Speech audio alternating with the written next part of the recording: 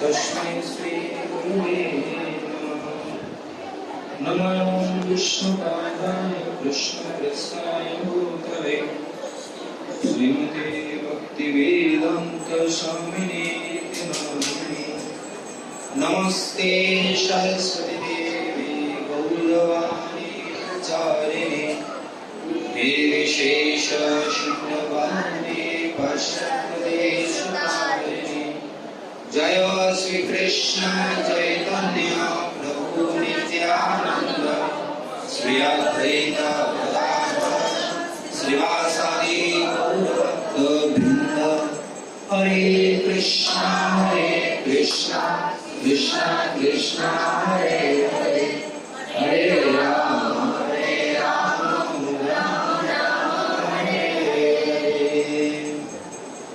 हरे कृष्ण।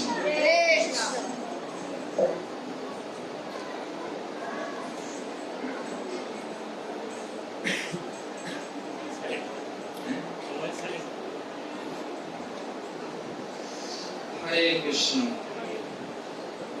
এই মহারাজের নাম কি? স্বয়ং ভগবান কেশব স্বামী মহারাজ। তো স্বয়ং ভগবান কেশব স্বামী মহারাজ উনি বিশেষ করে লন্ডনে প্রচার করেন। ভারতীয় বংশোদ্ভূত ভক্তিবেদান্ত, বিশেষ করে ভক্তিবেদান্ত ম্যানুয়ালে।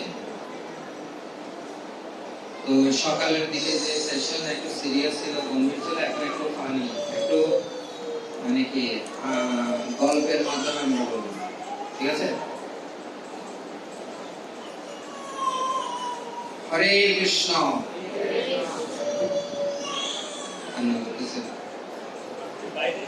রাজা এবং সাধুর কথোপকথন।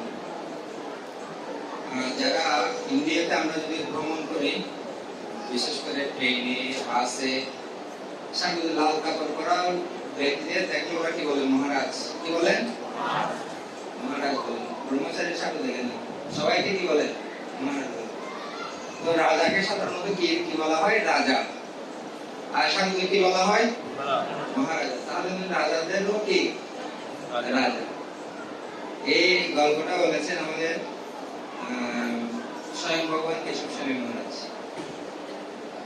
তো রাজা এবার সাধুকে জিজ্ঞেস করেছেন, সে একজন রাজা হলে তার কি কি লাগে? রাজা হওয়ার জন্য কি কি লাগে? রাজার অনেক সৈন্য সামন্ত থাকবে, রাজধানী থাকবে, রাজ্য থাকবে, তাই না?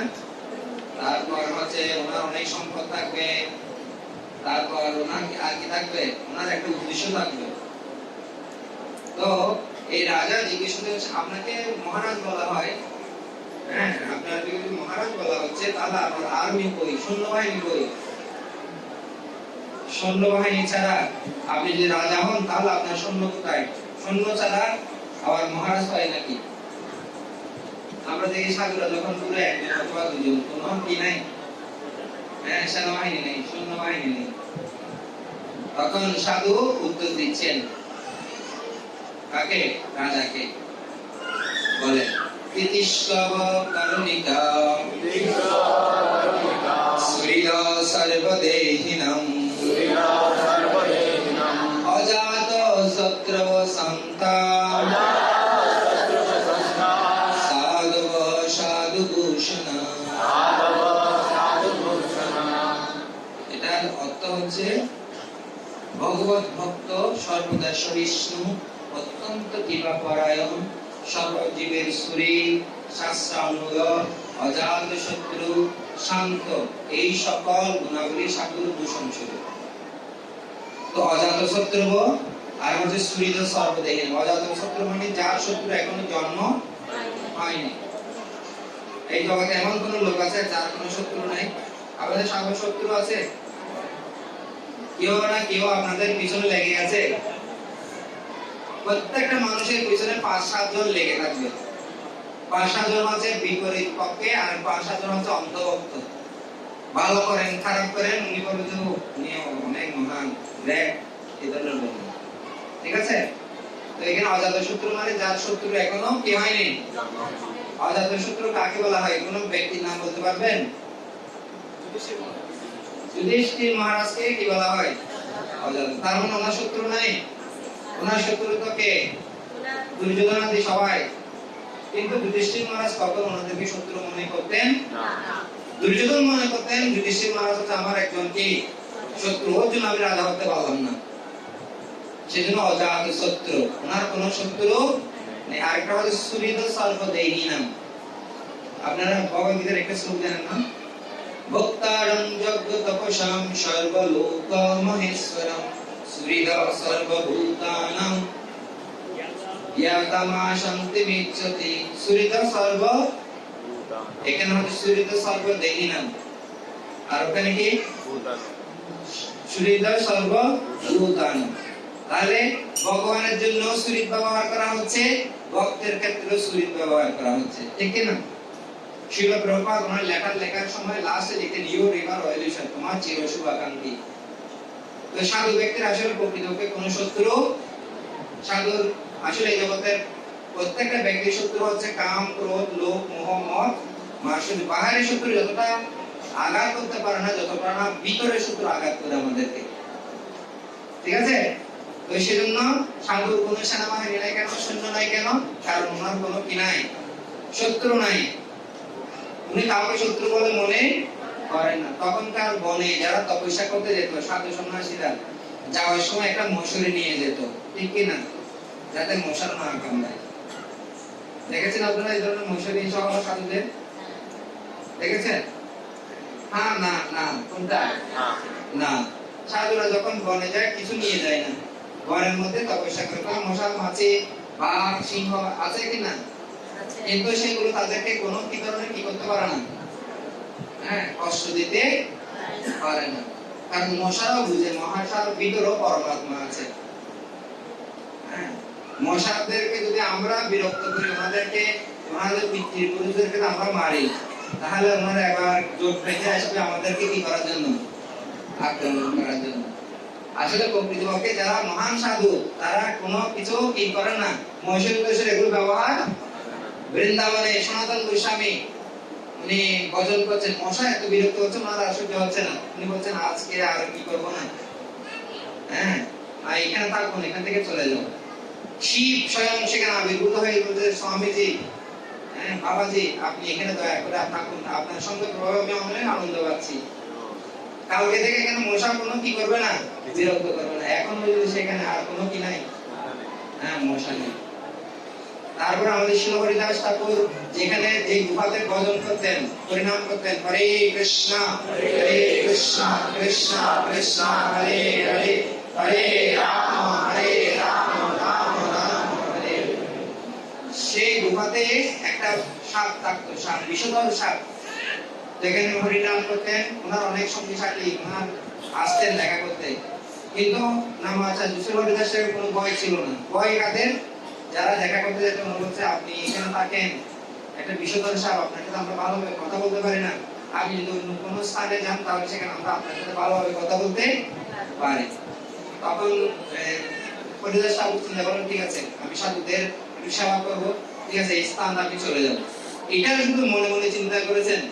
সাপ কি করে ওনাদের সবার সামনে বের হয়ে এখন চিরদিনের জন্য চলে গেছেন, ঠিক আছে? রঘুনাথ দাস গোস্বামী উনি যখন ভজন করতেন, বাঘ গিয়ে মানে নদী থেকে জল দিয়ে চলে যাচ্ছেন, ওনাদের কোনো ডিস্টার্ব করছেন না।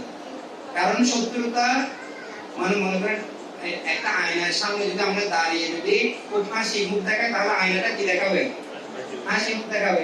রাগ দেখাবে, আয়নাটা কি দেখাবে? রাগ দেখাবে। যেটা আমি সেটা যখন দেখাবো, ওই আয়নাটা সেটা কি করবে? তো আমাদের ভিতরে যে ভাবটা আছে, সেই ভাবটা যখন আমরা অন্যদেরকে দেখাবো, তখন অন্যরাও আমাদের প্রতি শত্রুতামি করে। আসলে শত্রুতামি ওদের ভিতরে নেই, শত্রুতামি আসে কোথা থেকে? আমার ভিতর থেকে। আমি যেভাবে আচরণ করি সেই অনুসারে তাদের ভিতর থেকে সেটা জাগ্রত হয়।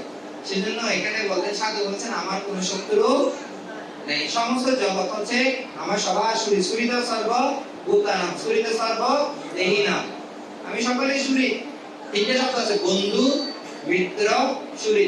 বন্ধু সুখের সময়ে থাকবে, দুঃখের সময়ে পাওয়া যাবে না। বার্থডে অনুষ্ঠানে, ম্যারেজ ডেতে, বিশেষ করে বিবাহ অনুষ্ঠানে অনেক লোক আত্মীয় স্বজন পাওয়া যায় না?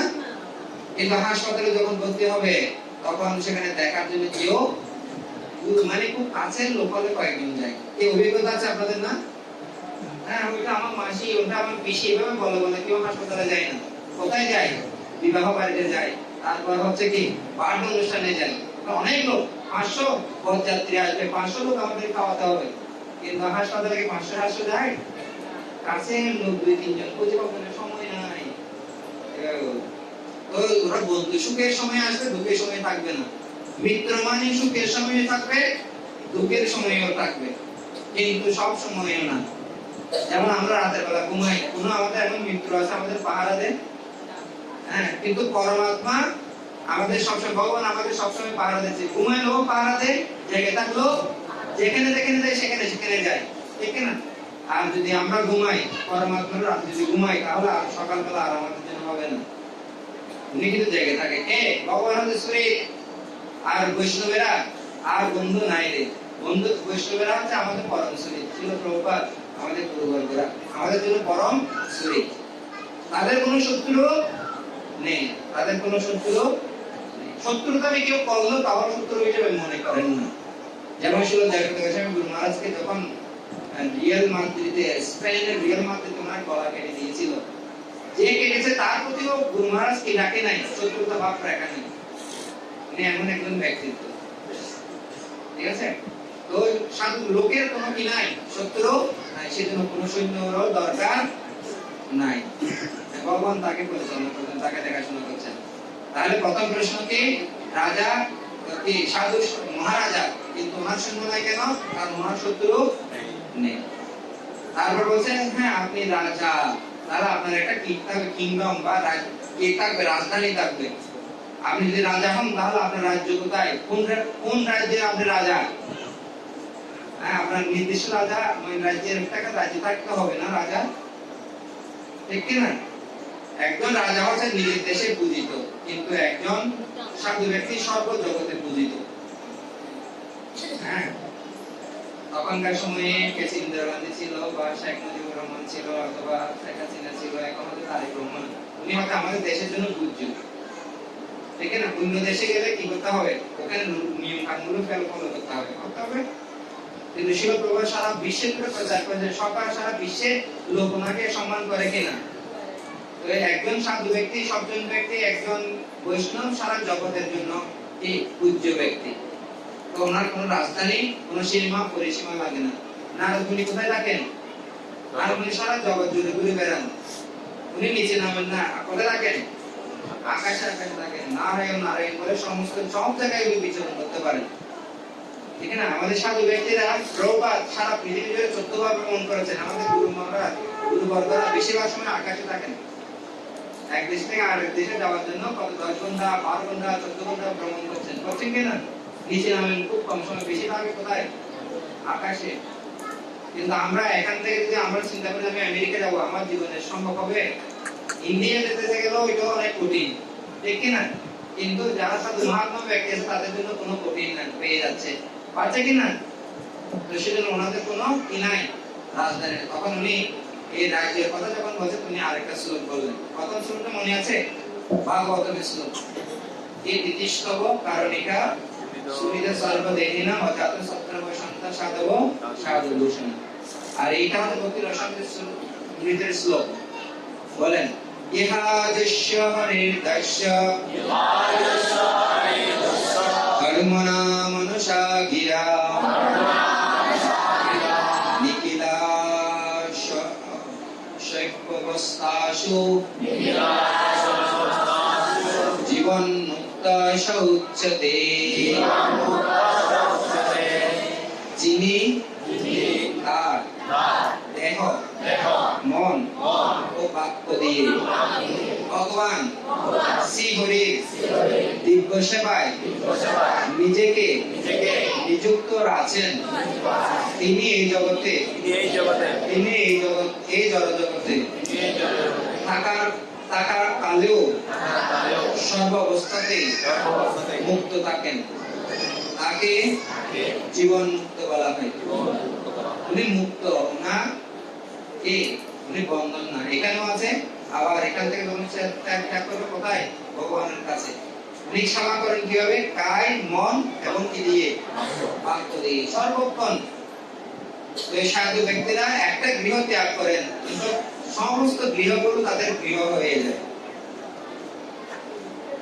সাধুরা বা এই যে সন্ন্যাসী না গৃহ ত্যাগ করেন, কয়টা গৃহ ত্যাগ করেন?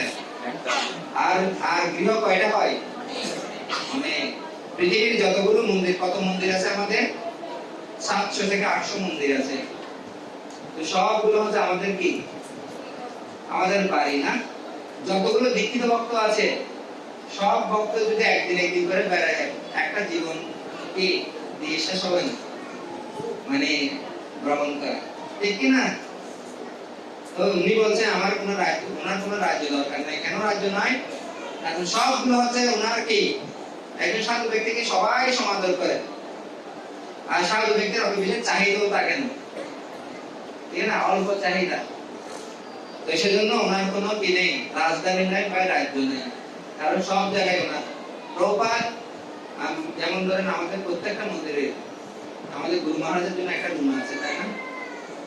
হ্যাঁ, গুরু মহারাজ বছরে হয়তো একদিন থাকবেন বা 2 দিন থাকবেন, তার জন্য একটা কি করা হয়েছে। তো ওনার সারা বিশ্বে কতগুলো মন্দির আছে, কতগুলো রুম আছে, ঠিক না? তো নির্দিষ্ট কোনো কি দরকার নেই, স্থানের দরকার নেই, সেজন্য ওনার রাজধানীও দরকার নেই। প্রথম রেখেছিল সৈন্য নয়। সৈন্য নয় কেন? কারণ ওনার কোনো শত্রু নেই। ওনার রাজ্য কোথায়?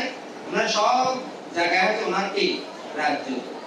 এখানেও ওনার রাজ্য, এখান থেকে যখন চলে যাবে ভগবানের কাছে ফিরে যাবে, সেখানেও রাজ্য, ভগবানের রাজ্য। সেজন্য ওনার কোনো কি দরকার নাই, রাজ্য দরকার নেই। তাই বলছেন হ্যাঁ আপনি হতে রাজা, কিন্তু আর আপনার ধন কোথায়? টাকা লাগবে না? একদিন আপনাকে মহারাজ বলা হবে, কিন্তু চাল চুলো কিছু নাই, টাকা পয়সা কিছু না, আপনাকে কেন মহারাজ বলা হবে? আপনার ধন কোথায়? তখন তিনি আরেকটা শ্লোক বলছে, প্রথমটা ভাগবত শ্লোক, তারপরে ভক্তি রসমৃদ্ধ শ্লোক, তারপর হচ্ছে গীতা শ্লোক। যৎ লব্ধা চাপরং লাভং মন্যতে নাদিকং ততঃ যস্মিন স্থিতো ন দুঃখেন গুরুণাপি বিচল্যতে। তখন তিনি বললেন পারমার্থিক চেতনা অবস্থিত হলে যুগে আর আত্মতত্ত্ব জ্ঞান থেকে বিচলিত হয় না, এবং তখন আর অন্য কিছু কোনো কিছু লাভে এর থেকে অধিক বলে মনে হয় না। কেউ যখন পারমার্থিক চেতনায় অবস্থিত হবে, হ্যাঁ, আর এই জগতে কোনো কিছু লাভ করার জন্য তার বাসনা থাকবে না। যাই কৃষ্ণকে পেয়ে যাবে, আর কিছু টাকা পাওয়ার কোনো বাসনা আছে? সনাতন গোস্বামী উনি যখন বৃন্দাবনে ভোজন করতেন, ওনার কাছে একজন শিব ভক্ত গিয়েছেন। শিব স্বপ্ন ওনাকে দেখে দিয়েছেন, বলছে বাবাজির কাছে অনেক মূল্যবান রত্ন আছে, ওনার থেকে নিয়ে নাও। দিয়েছে, বলতে আপনার কাছে একটা মূল্যবান রত্ন আছে, বললেন শিবজি আমাকে দিন তো। তখন বলতে এটা ডাস্টবিনের মধ্যে আছে। ডাস্টবিনে পুরি জায়গায় একটা পরশমণি, খুব আনন্দিত। পরশমণি হচ্ছে যে কোনো বস্তুর সাথে স্পর্শ করে স্বর্ণ হয়ে যাবে। স্বর্ণের পুরি হচ্ছে এখন লাখ টাকার উপরে, না? চিন্তা করে দেখেন, যদি একটা পাওয়া যায় পুরীতে কি হবে। আর এটা ফেলে রেখেছে সনাতন গোস্বামী কোথায়? ডাস্টবিনে। ওই ব্যক্তিটা কি ওই শিব ভক্তটা এটা নিয়ে চলে যাচ্ছে, যেটা চিন্তা করছে আরে এটা তো এত মূল্যবান হয়, তাহলে ডাস্টবিনে কেন? নিশ্চয়ই এই ওনার থেকে আরো মূল্যবান সম্পদ আছে। তিনি আবার ফিরে এসেছেন, বলছে আপনার কাছে আরো মূল্যবান সম্পদ আছে। হ্যাঁ, আমাকে ঠকিয়েছেন আপনি। বলছে ওইটা পেতে চাও? বলছে হ্যাঁ এটা পেতে চাই। তাহলে যাও আগে যমুনা গিয়ে এটা দূরে নিক্ষেপ করে স্নান করে আসো। তো দূরে নিক্ষেপ করেছে, স্নান করে এসেছে, তারপর একটা মূল্যবান বস্তু দিয়েছে কি হরে কৃষ্ণ কৃষ্ণ কৃষ্ণ হরে হরে হরে রাম রাম হরে হরে। অনেকে বলে প্রভু এটা হরে কৃষ্ণ মহামন্ত্র দিয়ে ফ্যাট করবে, হরে কৃষ্ণ মহামন্ত্র দিয়ে ফ্যাট করবে না, অনেকের ফ্যাট করবে, শুধু একজনের ফ্যাট করবে না, অনেকের ফ্যাট করবে। আমাদের মন্দিরগুলোতে লক্ষ লক্ষ টাকা খরচ হয় প্রতি মাসে, কেউ চাকরি লাগে কিছু করে না, কিন্তু কিভাবে চলে? একটা অদ্ভুত বিষয় না? আপনি দেখেন যে কোনো প্রত্যেকটা মন্দিরে গিয়ে দেখেন লক্ষ লক্ষ টাকা কি আছে, খরচ আছে, কিন্তু কেউ চাকরি করে না, কিন্তু মন্দির চলছে। এজন্য বলছেন নাম সম বস্তু নাই একক সংসারে, নাম সে পরম ধন কৃষ্ণের ভান্ডারে। আমার সাথে বলেন, নাম সম বস্তু নাই এ ভব সংসারে, নাম সে পরম ধন কৃষ্ণের ভান্ডারে। কারণ যদি কৃষ্ণ মহামন্ত্র থাকে তাহলে আর কোনো ধন লাগবে না। ইহা হইতে সর্বসিদ্ধি হইবে সবার, সর্বক্ষণ বলইতে বিধি নাহিয়া। আমাদের পরম্পরার মধ্যে গৌরকৃষ্ণ না জগন্নাথ দাসবাজি মহারাজ বৃন্দাবনে আসতেছেন, ওনার সেবক হচ্ছে বিহারী লাল। বিহারী লাল বাবাজিকে বলছেন, বাবাজি মহারাজ আজকে তো রান্নার কিছু নাই, কিভাবে হবে? বলছে, কি করো, করতালের মধ্যে দেখা দাও, মানে করতাল বাজলে কি হবে, টাকা পয়সা চাল তাল সব চলে আসবে। উনি বাজাতে শুরু করলেন, হরে কৃষ্ণ কৃষ্ণ কৃষ্ণ হরে হরে, হরে রাম রাম রাম হরে হরে। তখন আশেপাশে লোক দেখছে সাধু সন্ন্যাসীরা আছে, ওনারা যখন সাধু সন্ন্যাসীর দর্শন করতে যাচ্ছে, চাল ডাল মিষ্টি কুমড়া আলু সব নিয়ে যাচ্ছে। আবার এগুলো মানে রান্না করে আমাদেরকে দিল প্রসাদ, বাবাজিকে দিল প্রসাদ পেল, তো কোনো অভাব। আমি যখন প্রবর্তক ছিলাম, আমরা একবার সকাল 9টা পর্যন্ত আমরা মর্নিং প্রোগ্রাম একদম ফুল শেষ, এখন গিয়ে প্রসাদ পাবো, কিন্তু প্রসাদ হলে গিয়ে প্রসাদ নেই, প্রসাদ থাকবো তো এখন চাল ডাল কিছুই নাই।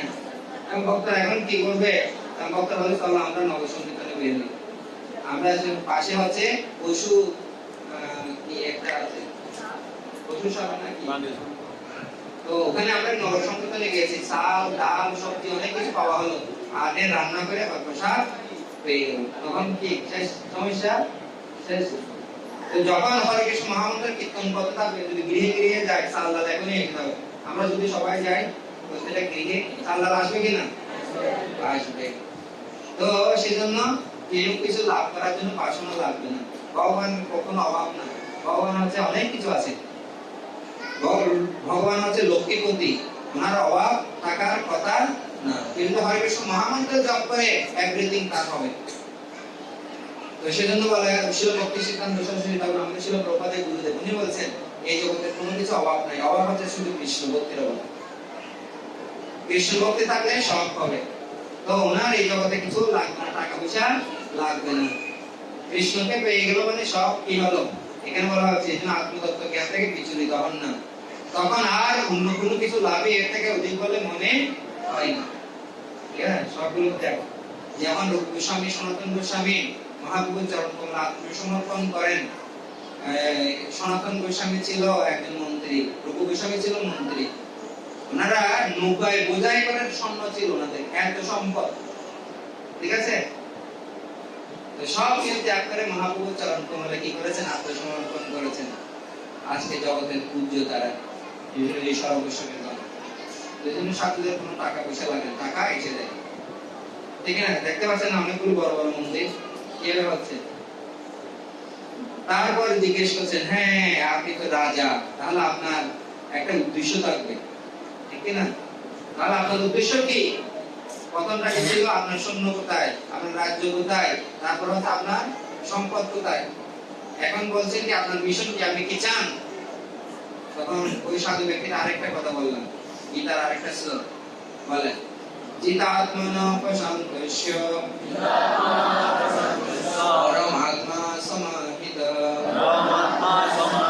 শীতোষ্ণ সুখ দুঃখেষু তথামান উপমানয়। তখন বলছেন, মনকে জয় করে যিনি প্রশান্ত হয়েছেন, তিনি পরমাত্মাকে উপলব্ধি করতে পেরেছেন। তার কাছে শীত উষ্ণ সুখ দুঃখ মান অপমান সবই ওনার একমাত্র উদ্দেশ্য হচ্ছে, মিশন হচ্ছে মনকে জয় করা। আচ্ছা, কার কার মন ডিস্টার্ব করে বেশি করে? অনেকের মন আছে, কার কার মন আছে? অনেক সময় গান করে না, মন পাগল মন, মন রে মন কেন। সবচেয়ে আমাদের ডেঞ্জারাস শত্রুকে গীতার অনুসারে মনটা হচ্ছে শত্রু। তো উনি বলছে আমার একমাত্র উদ্দেশ্য হচ্ছে, মিশন হচ্ছে আমার মনটাকে কি করা, বশ করা, মনকে শান্ত করা। এই জগতে যত উৎপাত হচ্ছে সেটা কিসের কারণে হচ্ছে? মনের কারণে। মানুষের মনটা কিনে স্থির নেই, সেজন্য চঞ্চলতা। আসলে এক জায়গায় বেশিক্ষণ মানুষ বসতে পারে না চঞ্চল মনের কারণে। সেজন্য গীতায় দুইবার বলেছেন এই কথাটা, মন মনাভব মদ্ভক্ত মজ্জাইমাম নমস্কুরু। এই শ্লোকটা কয়বার বলছেন? দুইবার। কোথায়? নবম অধ্যায়ের শেষে, অষ্টাদশ অধ্যায়ের লাস্টে। তাহলে কথাটা জোর থাকলে একটা শ্লোক দুইবার কেন বলা হবে? তাহলে গুরুত্বটা অনেক কি বেশি। সেজন্য মন কখন শান্ত হবে? যখন আমাদের মনটাকে ভগবানের চরণ কমলে নিবদ্ধ করব, একাগ্র করব তখন। তো সাধুর একমাত্র চিন্তা হচ্ছে মনটাকে সর্বক্ষণ 24 ঘন্টা কৃষ্ণ ভাবনায় কি করা, যুক্ত করা। তাহলে প্রথম কি বলা হলো? ওনার সৈন্য কোথায়? সৈন্য লাগবে না, কারণ কোনো শত্রু নেই। রাজ্য কোথায়? সমস্ত জায়গায় হচ্ছে সাধুদের জন্য কি রাজ্য। বালিশ লাগবে না, থাকতো কি আছে, এবার হাতের বাহু দিয়ে কোনো বিছানা লাগবে না, ফুল তো আছে, তাই না? জলের পাত্র লাগবে না, অঞ্জলি তো আছে, ভাগবতে বলা হচ্ছে, ঠিক আছে? তারপর কি খাওয়া দাওয়া লাগবে না, ফল তো আছে, নদী তো জল দিচ্ছে। তাহলে কেন ধনী ব্যক্তিদের কাছে গিয়ে তোষামত করবে? না, যাবেন। যেমন শ্রীমান মহাপ্রভু প্রতাপের কাছে পর্যন্ত যায়নি, ওনাকে পর্যন্ত দর্শন দান করেন রাজা হওয়ার কারণে, ঠিক আছে? অলরেডি আপনারা উত্তর পেয়ে গেছেন না? সাধুর কি সব নাই, আর সব আছে। কৃষ্ণের কাছে সব আছে, কৃষ্ণ যার আছে তার কাছে সব আছে। কৃষ্ণ সে তোমার, কৃষ্ণ দিতে পারো তোমার শক্তি। আমি তো কাঙ্গাল, কৃষ্ণ কৃষ্ণ বলে তাই তব আছে। ছিল প্রবোধ আছে কিনা? ছিল প্রবোধ আমেরিকা যখন গিয়েছে মাত্র কত টাকা ছিল? 40 টাকা। আর এখন কত টাকা? 40 রুপি। এখন কত টাকা? মানে হিসাব ক্যালকুলেটর দিয়ে হিসাব করতে পারো না, কত টাকা আছে, তাই না? ব্যবসা সফল না? তো যার কৃষ্ণ আছে তার সব আছে। আমাদের যদি কৃষ্ণ থাকে আমাদেরও সব আছে। কৃষ্ণ নয় মানে সব ফাঁকা। সেজন্য আমাদের কৃষ্ণকে সাথে নিতে হবে, ঠিক আছে? এটা একটা শিক্ষা ছিল স্বয়ং ভগবান কেশব স্বামী মহারাজের। তারপর উনি আরেকটা কথা বলেছেন, লিভ উইথাউট প্রিটেন্ডিং, কপটতাবিহীন জীবন। কপটতাবিহীন, কপাট, এখানে দরজা আছে না? দরজাকে কি ভাষায়, সংস্কৃত ভাষায় কি বলে? কপাট। কপাট থেকে এসেছে কি? কপটতা। হ্যাঁ, কপটতা আসছে কোথা থেকে? কপাট থেকে। বাইরে একটা, ভিতরে আরেকটা। সাধুদের জীবন হবে ভিতরে বাইরে দুটাই কি সমান, আলাদা কোনো কিছু থাকবে না, গোপন কিছু থাকবে না। হ্যাঁ, আমরা অনেক সময় কিছু নাটক দেখি, হ্যাঁ, নারদ মুনি সেজেছেন, যাত্রা দলের নারদ বলি আমরা। যাত্রা দলে নারদ মুনি কতক্ষণ পর্যন্ত? নারদ কতক্ষণ পর্যন্ত যাত্রা দলে? যতক্ষণ পর্যন্ত নাটক চলবে। নারদ যাত্রা শেষ, ওনার নাটকও শেষ, ঠিক আছে? আমরা দেখি মহোৎসবে যখন কীর্তন করে 2 ঘন্টা এমন ভাবে কীর্তন করবে, কান্না কাটি, আপনাকেও কান্না করবে, উনিও কান্না করবে, ঠিক না? তারপর যখন ওনার 2 ঘন্টা শেষ, দেখবেন চা দোকানে বসে চা খাচ্ছে অথবা সিগারেট টানতেছে। দেখেছেন? কার কার দেখেছে? তো উনি কতক্ষণের জন্য সাধু হলেন? লাল কাপড়ও পরে ফেলবে একদম, তারপরে কান্না করবে, ফুলের মালা কেউ টাকাও দিবে, ওনার কীর্তন আবার বাসিয়ে দিবে। এটা কতক্ষণের জন্য? 2 ঘন্টার জন্য। আবার 2 ঘন্টা পর আবার শেষ। সাধু এমন না, ওনার আলাদা কোনো জীবন নাই, বাইরে ভিতরে সব সমান। সেজন্য হচ্ছে প্রথম হচ্ছে কপটতাবিহীন জীবন। ধর্ম যদি না, ধর্মের একটা কি পতাকা ওড়ানো হচ্ছে, কিন্তু উনি ধার্মিক ব্যক্তি না। এই জগতে যত প্রতারণা হচ্ছে, সবচেয়ে বেশি প্রতারণা করা কারা? সাধু ব্যক্তির মাধ্যমে প্রতারিত হয় বেশি। কিভাবে? উদাহরণ কি? ত্রেতা যুগে সীতা মাতা প্রতারিত হয়েছে কার দ্বারা? রাবণ কি বেশি এসেছিল? সাধু বেশি এসেছিল। তো ওনার জন্য একটা লক্ষণ রেখা ছিল, তাই না? এই লক্ষণ বলেছেন মাতা, এইটা কি বাইরে যাবেন না, এটার ভিতরে আপনি কি করবেন? তো রাবণ এসে গেছে একদম সাধু বেশ ধারণ, বিশ্রাম দেই। উনি তো আগে চেষ্টা করেছেন ভিতরে ঢোকার জন্য, ঢুকতে পারছেন না, কারণ লক্ষণ রেখা ভেদ করে ভিতরে প্রবেশ করতে পারছেন না। কিন্তু সীতা মাতাকে বলছেন আপনি একটু বের হয়ে যান, বের হতে সাথে করে ধরে নিয়ে গেল। সেজন্য আমাদের সাবধান হতে হবে। আমরা সাধু হলো যেন জেনুইন সাধু হই, অ্যাজ ইট ইজ প্রপার যেভাবে বলে। আর সব কিছুতে যেমন দই আর চুন দুইটা কিন্তু সমান না দেখতে। একটা খেলে কিন্তু শরীর কি হবে, পুষ্টিকর, আরেকটা হলো মুখ সব জলে সাকার হয়ে যাবে। দেখতে দুইটা দই আর চুন কিন্তু দুইটাই কি একই ধরনের, সাদা, দুইটাই সাদা। তো ভালো আছে জগতে, মন্দ যদি ভালো না থাকতো তাহলে মন্দের কি মন্দের অস্তিত্ব থাকতো না। ছায়া আছে মানে মেইন ব্যক্তি আছে, প্রকৃত সাধু আছে মানে নকল সাধু আছে। তো আমাদের যদি আমরা ঠকতে না চাই সে ধরনের বাছাই করতে হবে। তো প্রথম আছে সাধু কেমন জীবন যাপন করবেন, কপটতাবিহীন জীবন, live without pretending, hear without defending, প্রতিরোধবিহীন শ্রবণ। অনেক সময় আমরা অনেকের কাছ থেকে শ্রবণ করি, শুনি সাধুদের মুখ থেকে, সাধুগুরু বৈষ্ণবদের, তখন মাথায় মধ্যে আবার কিছু কিছু প্রশ্ন জেগে যায়।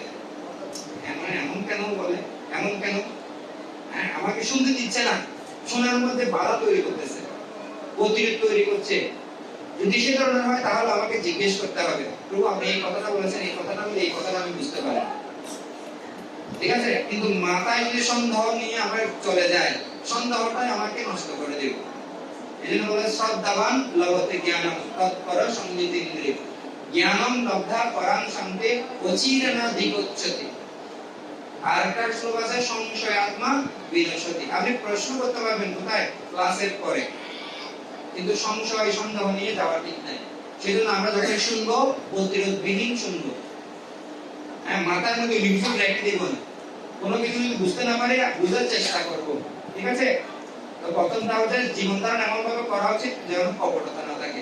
দ্বিতীয়টা হচ্ছে শ্রবণ যখন করব কিভাবে শুনতে হবে, শ্রবণে যেন বাধা তৈরি না হয়, ব্লক তৈরি না হয়।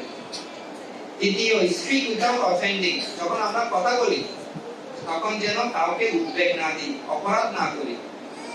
অনেক সময় কথা বলার সময় আরেকজনের একটু কষ্ট, একটু যন্ত্রণা দিলে কথা বলার জন্য সার্থক হলো না। আমি কথা বলছি, কথা বলার মাধ্যমে আরেকজনকে কষ্ট দিতে পারলে আনন্দ লাগে। কি আমার কথার কারণে বুঝতে পারছেন এটা? অনেকে কথা মানে বলে কিন্তু কথা বলার পরে ভিতর থেকে জ্বলতে থাকে, এটাকে অনুভব করেন। আবার কেউ কথা বলে, কথা বলার ভিতর থেকে মিষ্টতা আসে, শান্তি পায়, স্বস্তি পায়, এটা কারা ফিল করেন। সেজন্য আমরা যখন কারোর সাথে কথা বলবো, কথা বলার সময় যেন তাদের অপরাধ না করি, উদ্বেগ না দিই, উৎকণ্ঠা না দিই কাউকে, বুঝতে পারছেন? কথাটা যেন মিষ্টি করে বলি। আর কারণ মিষ্টি কথা বলার জন্য টাকা লাগে না। আর আমরা কথা যখন বলি জিহ্বাটার মধ্যে হাত আর কিছু নেই, হাত দিয়ে বলে কিছু নেই, কিন্তু হারানো লোককে মুহূর্তের মধ্যে মেরে ফেলতে পারে একটাই শুধু কথাই। তো সেজন্য আমরা যখন কথা বলবো কথাগুলো যেন মিষ্টি মিষ্টি ভাষায় হয়, ঠিক আছে। সেজন্য স্পিক উইদাউট অফেন্ডিং, যেন অপরাধ না করি, উদ্বেগ না দিই, উৎকণ্ঠা না দিই। প্রথমটা কি বলেছিলাম, এমন ভাবে জীবন যাপন করা উচিত যেন কি না থাকে, অপরাধ না থাকে। এমন ভাবে শোনা উচিত যেন কি না হয়, এটা বাধা তৈরি না হয়। যদি প্রশ্ন থাকে প্রশ্ন করতে পারবে, সংশয় দূর করতে পারবে। আর যখন কথা বলতে হবে এমন ভাবে কথা বলতে হবে যেন কাউকে যেন উৎকণ্ঠা, উদ্বেগ না দিই, ঠিক আছে।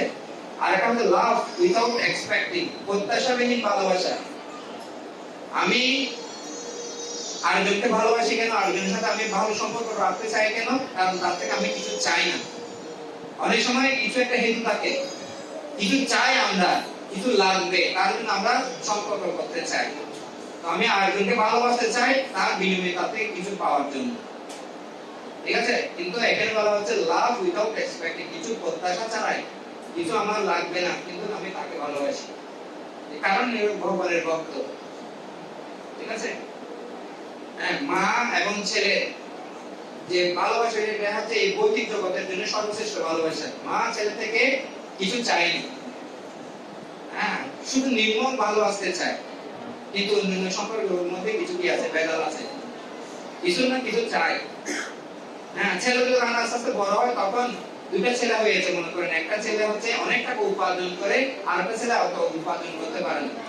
কিন্তু মায়ের মধ্যে ভিন্নতা দেখা যায়, যে ছেলেটা বেশি উপার্জন করে তাকে কিন্তু আলাদা দৃষ্টিতে দেখে, ঠিক না। এবং ওই যে ছেলেটাকে মানে উপার্জন করে না তাকে একটু কম দৃষ্টিতে দেখে, মানে একটু কি বকা ধকা দেয় আর কি। তার ফলে ওই ছোট ছেলের কিন্তু কষ্ট লাগে, ব্যথা লাগে। তো সেজন্য আমরা যখন কাউকে ভালোবাসবো, কিছু দিচ্ছে বলে তাকে ভালোবাসবো এমন দিন। হ্যাঁ, এটাকে বলা হয় অহেতুকী অপ্রতিহত ভালোবাসা। কোনো হেতু নাই, কোনো মানে কি বাধা নাই, সে কারণে তো চারটা কথা বলা হবে, ঠিক আছে? তো সাইন্স মাঝে যে আরেকটু যদি সামনে আসতে পারে, পিছনে আরো অনেক বসতে পারে। Fill in the gaps with you.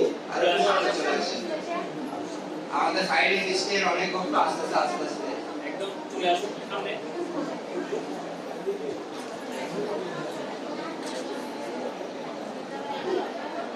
আচ্ছা, আমার কথা কি আপনারা বুঝতে পারছেন না? বেশি অনেক মানে বেশি হয়ে যাচ্ছে, মাথার উপর দিয়ে যাচ্ছে,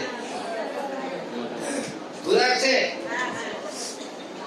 তো মহারাজ আরেকটা কথা বলছে, বক্তিতে কেউ উন্নত হচ্ছে কিনা কিভাবে বুঝবেন? আপনি যে বক্তিতে উন্নত হচ্ছেন না নিচের দিকে আছেন কিভাবে বুঝবেন? প্রথমত হচ্ছে ছোটখাটো বিষয় উত্তেজিত কিনা। প্রথমটা কি? ছোটখাটো অনেক কিছু টুকটাক হয়, এগুলোতে উত্তেজিত হয়ে যাচ্ছে কিনা। যেমন বাচ্চারা দেখবেন কোন অনুষ্ঠান আসলে বেশি করে কান্না করে, কেন?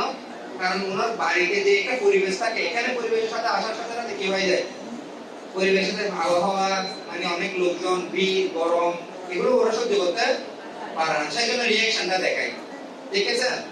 যেমন পেপসি বা কোকা-কোলা বোতল খোলার সাথে সাথে কি করে, সামনে উঠে কিনা, আর পানির বোতল খুলে উঠে। তো যেটা ন্যাচারাল সেটা কিন্তু কি হয় না, উত্তেজিত হয় না। যেটা ন্যাচারাল না, কৃত্রিম, সেটা কিন্তু উত্তেজিত হয়ে ওঠে। তো আমরা ছোটখাটো বিষয়টাতে উত্তেজিত হয়ে উঠি, তাহলে আমরা ন্যাচারাল এখন ভক্ত, হ্যাঁ, আমার অগ্রগতি আরো অনেক সময় লাগবে। সেজন্য ছোটখাটো বিষয়গুলোতে উত্তেজিত হওয়া যাবে না। যেমন আমাদের ক্যানগুলোতে অনেক সময় বাচ্চারা বেশি মানে কি কান্না করে, তো একজন মা বলতে বাচ্চারা মা কান্না করে না, তো কারা কান্না করবে? এটা কে বলছেন? যার বাচ্চা তিনি বলছেন। আর বলছে মাথাতে আপনার বাচ্চার জন্য আমি শুনতে পাচ্ছি না, তো এটা একটা প্রবলেম।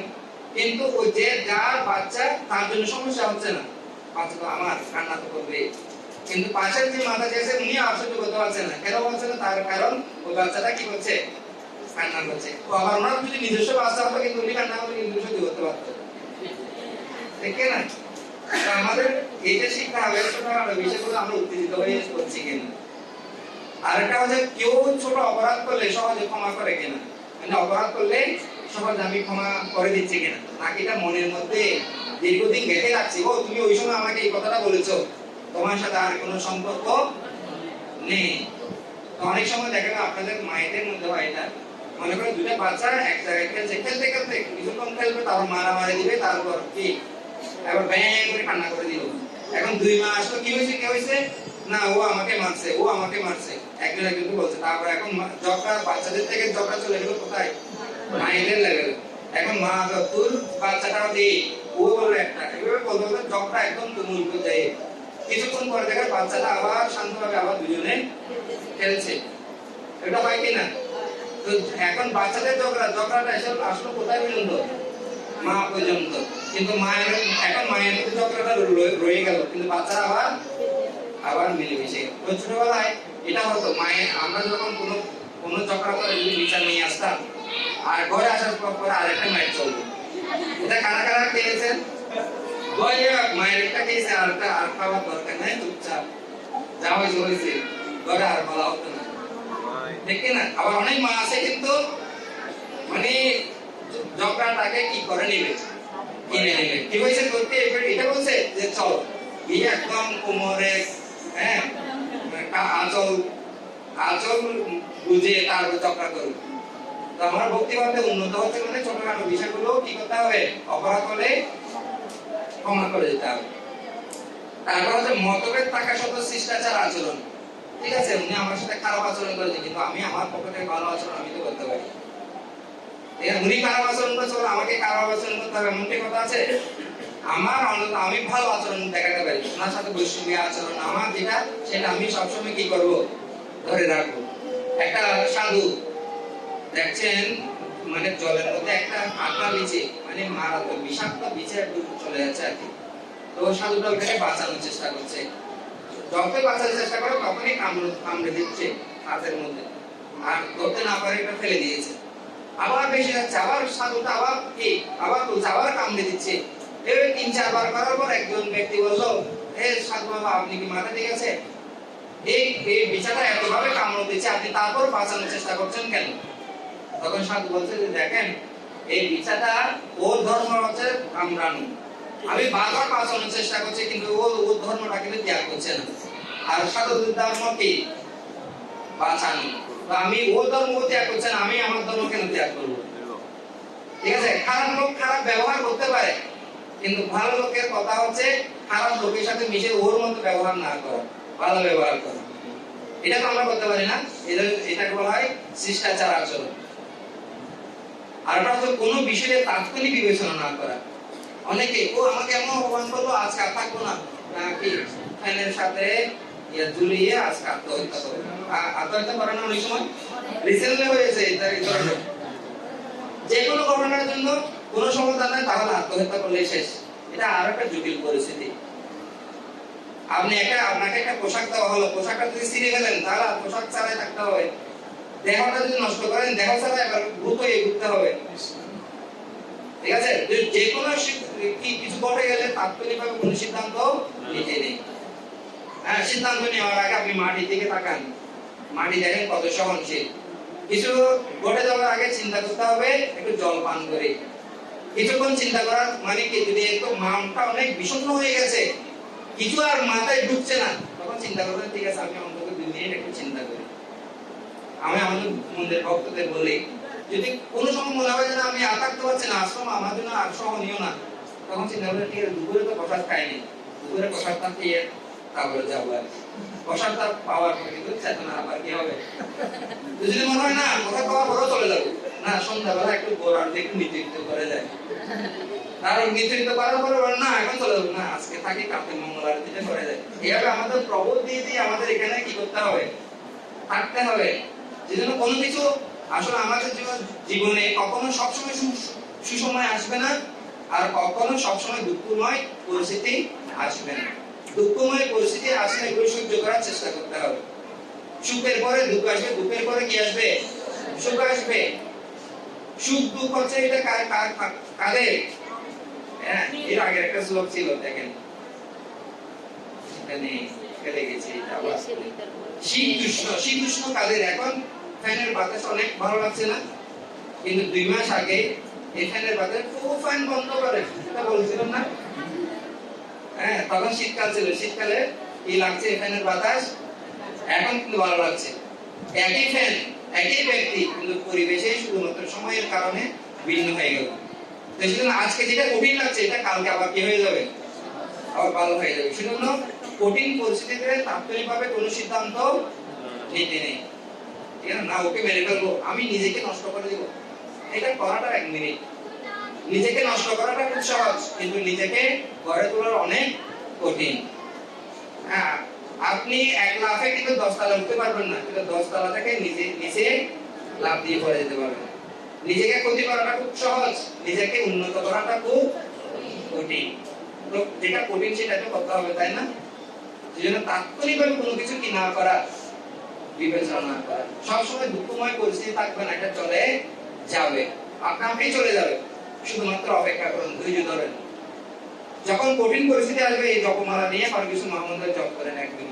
হরে কৃষ্ণ কৃষ্ণ কৃষ্ণ হরে হরে, হরে রাম রাম রাম হরে হরে। বন্ধুত্ব বলছেন মনে হয়? আচ্ছা, আর 2টা বলি। হ্যাঁ, বলার আগে গভীরভাবে শোনা। আমাদের কান দিয়েছে কয়টা? মুখ দিয়েছে কয়টা? কিন্তু আমরা ব্যবহার করি কোনটা বেশি? মুখটা বেশি বলি, কিন্তু শুনি খুব কম। আর শুনলে আজে বাজে কথা শুনি বেশি, ভালো কথা শুনি না, ভগবানের কথা শুনি না, গীতা ভাগবতের কথা শুনি না, সাধুদের কথা শুনি না, শুনি হচ্ছে আজে বাজে কথা। আর বলি বেশি। ডবল শুনতে হবে, সিঙ্গেল বলতে হবে, আর প্র্যাকটিস করতে হবে। এটা এত সহজ না। আমি কম কথা বলবো, কিন্তু বেশি করে শুনবো, আর কথাগুলো তখন ওয়েট মানে ওজন হবে অনেক। এক একটা কথা থেকে মানুষের জীবনে এক একটা পরিবর্তন শুরু হবে। ঠিক আছে, এই জন্য অনেক সাধু সন্তরা দেখেন কথা কম বলে, মনও থাকে। আর যখন কথা বলবে এমন কথা বলবে হৃদয়ে একদম কি কৃষ্ণকে প্রবেশ করিয়ে দেবে। আর অসহনীয় পরিস্থিতি সহ্য করতে পারছে কিনা, সহ্য করতে পারছে না, তারপর সহ্য করছে। এই 6টা জিনিস দেখে বোঝা যায় আমরা ভক্তিতে কি হচ্ছে, উন্নত হচ্ছে। ছোটখাটো বেশি উত্তেজিত কিনা, ছোট ছোট অপরাধ করলে সহজে ক্ষমা করে কিনা, মতভেদ থাকা সত্ত্বেও শিষ্টাচার আচরণ করে কিনা, কোনো বিষয়ে তাৎক্ষণিক বিবেচনা না করা, তারপর বলার আগে গভীরভাবে শোনা, অসহনীয় পরিস্থিতি সহ্য করতে পারছে কিনা। বিশেষ করে ডাক্তার, আপনি কোন একটা ডাক্তারের কাছে গেলেন, আপনার কাছে কিছু শোনার আগে উনি প্রেসক্রিপশন লিখে দিল, এই ওষুধগুলো ভালো করে খাবেন দিল, আপনি এই ওষুধগুলো খাবেন। আর আমার কি সমস্যা আগে তো আমি তো বলতে পারিনি এখনো, ডাক্তারকে বলতে পারিনি, ডাক্তার শুধু নিজের মতো করে একটা কি লিখে দিল। যে ডাক্তার বেশি করে শুনবে, শোনার পর ও আচ্ছা আপনার এই যেটা হয়েছে তাই না, হ্যাঁ এই ওষুধগুলো খাবেন, তাহলে ওই ডাক্তারের ওষুধগুলো ফলো করতে ইচ্ছা করবে কিনা। তো সেজন্য আমরা কোনো কেউ কিছু বলার আগে ছেলেরা অনেক কিছু বলতে চায়, তোর কথা শুনতে হবে না, আমি যেটা বলছি সেটা কর, এই তো শেষ। আপনি আর ও আর কথা বলার মতো আর চান্স পেল না। সেজন্য অপর পক্ষকে শুনতে হবে। অনেক সময় না শুনে অনেক বড় বড় সিদ্ধান্ত নিয়ে ফেলে, কেন করেছে সেটা আর জানি না। তো সেজন্য এটা কারণ আমরা সমাজে আছি তো, বিভিন্ন ধরনের লোকের সাথে আমরা মিশি, তো সেজন্য তাদের কথাগুলো শুনতে হবে, তাদের মুডটা কি শুনতে হবে, তারপর আপনি সিদ্ধান্ত নেওয়া যাবে। আচ্ছা আপনাদের জীবনে এমন হয়েছে ওদের কথা না শুনে আপনি একটা সিদ্ধান্ত নিয়ে নিলেন, পরবর্তী মনে হলো যে সিদ্ধান্তটা ভুল আছে, এর হয়েছে? কার কার হয়েছে? হয়নি কার?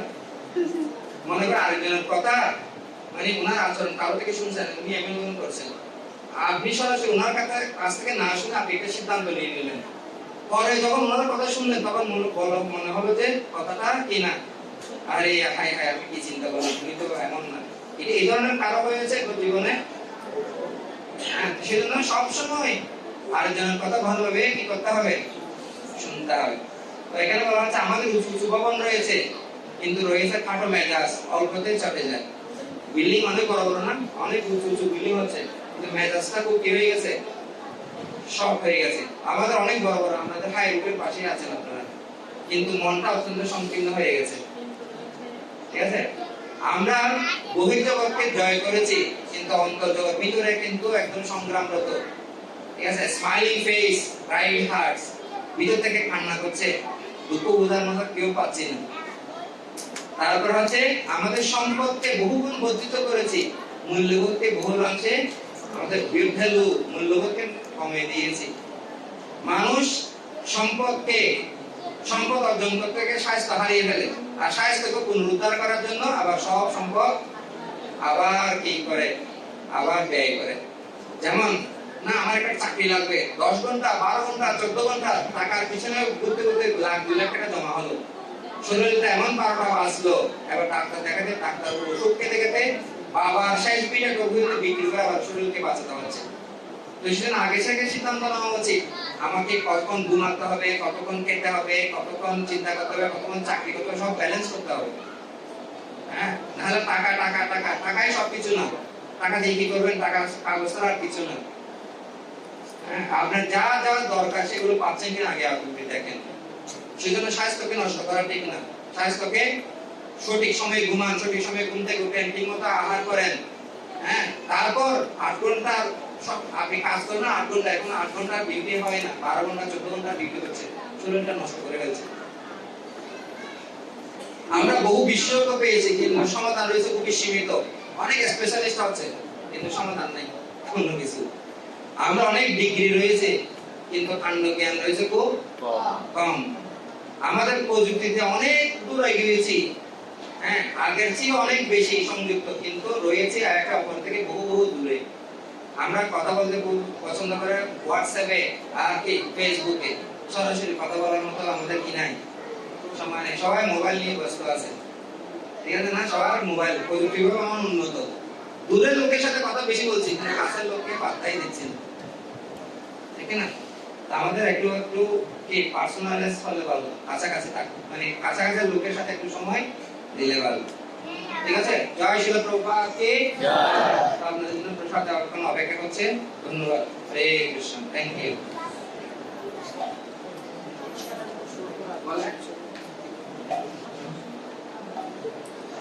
হরে কৃষ্ণ।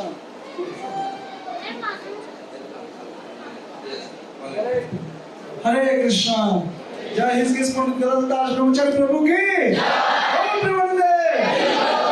ধন্যবাদ প্রভুকে। প্রভু এতক্ষণ আমাদের সময় দেওয়ার জন্য আমরা খুবই কৃতজ্ঞ। এবং নেক্সট